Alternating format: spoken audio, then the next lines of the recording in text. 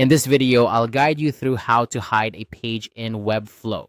Whether you're looking to temporarily remove a page from your site or want to work on it without making it publicly accessible, I've got you covered with this easy process.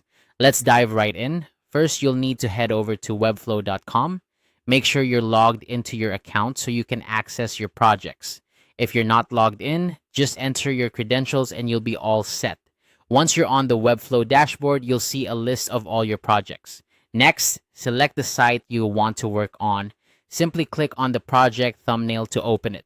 This will take you to the Webflow Designer where you can make changes to your site. Now, look over to the left-hand side of the screen and find the panel that lists different options. Click on the Pages icon. This icon looks like a little stack of papers and allows you to manage all the pages in your project. Once you're in the Pages panel, scroll through and find the page you want to hide.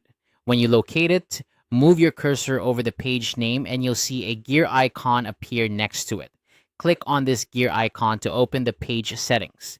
In the page settings, you'll see various options for managing your page. What you need to do here is to look at the top right corner where there's a Save drop-down button. Click on it to reveal more options. From the drop-down menu, choose Save as Draft.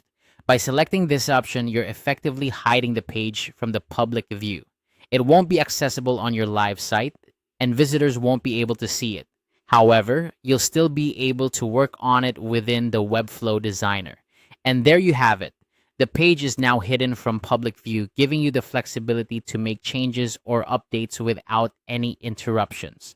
Remember, you can always republish the page by going back to the page settings and changing the status back to publish when you're ready for it to go live again. This is a great way to manage content that is still a work in progress or to temporarily remove a page while you make improvements. I hope this quick guide has been helpful and that you feel more confident managing your Webflow site. If you found this tutorial useful, be sure to check out more of our videos for additional tips and tricks. Thanks for watching and happy designing.